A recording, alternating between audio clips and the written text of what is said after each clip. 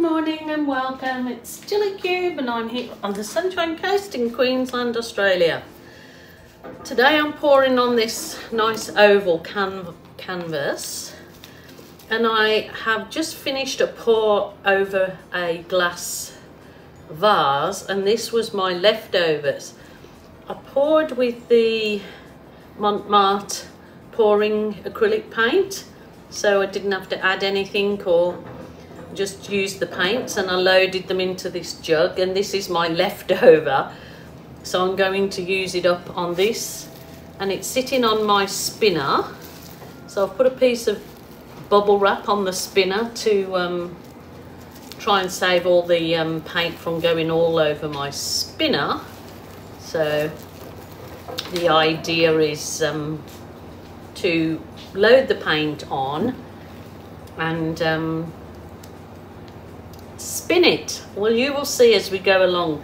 Obviously you didn't see me load this, so it's all I did. I'm going to add some black to it, is just pour the paint down the side, and I'll just show you what I'm going to do with that I've added in there, because I don't, where's my skewery thing, nanomaskewery, I've got my nanomaskewery, is I'm going to just give it a little twirl through. I don't want to mix it too much, but I wanted to just mix it a little. So I'm not going to give this a ring pour I first intended. I'm actually going to kind of ribbon pour it, and let's hope it comes out how I have it envisaged in my head. So it's just ribbons, and I'll just keep pouring.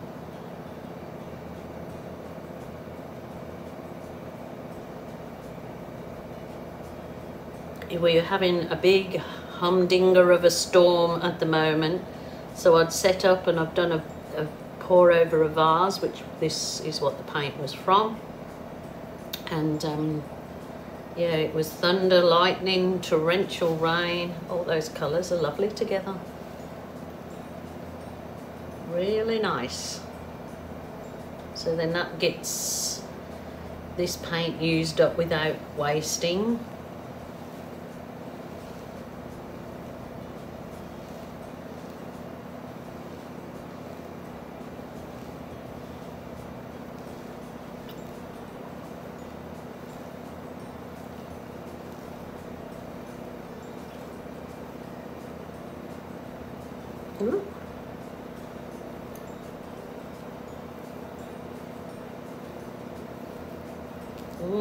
I think that is it for that. So it's just a very simple ribbon pour in those lovely colours, and I haven't put my gloves on because I've gone straight from one to the other, so I used the painter, and I'm going to give it a spin.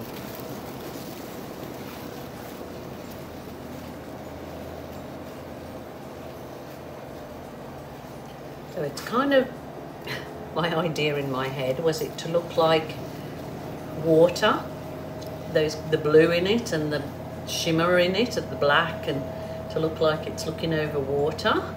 And then I'll just keep going the one way, I believe. I've done this a year ago but I did it not long ago, and I really liked the effect. So it's just getting rid of some of that paint. It's not covering that bit there, but I'm not going to worry too much because there's so much paint on there that it will. What I'm going to do now is I'm going to spin it, and I'm going to put my ripple on the water, which I'll show you. So this is stopping it spinning so well. I should have cut those bits off, but I didn't, so you've just got to go along. So I'm going to start in the centre. Keep going.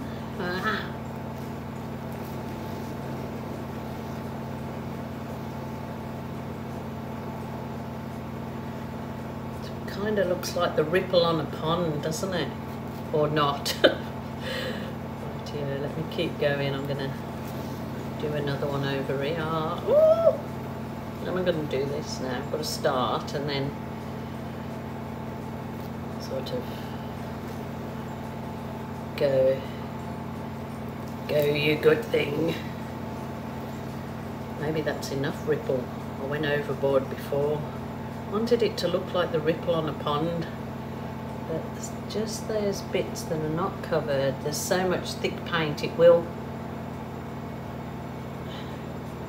But I know it looks very simple, but it really looks effective when it's dried, and especially when it's varnished or covered in resin.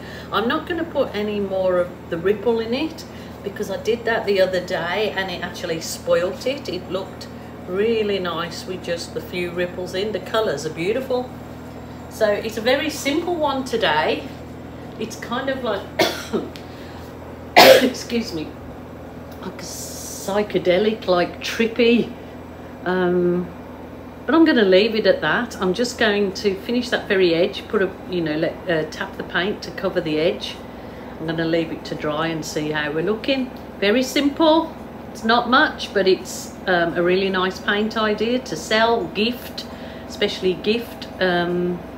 Yeah, just a little idea. Until tomorrow, my lovelies, I will say bye for now, and thanks for joining me again.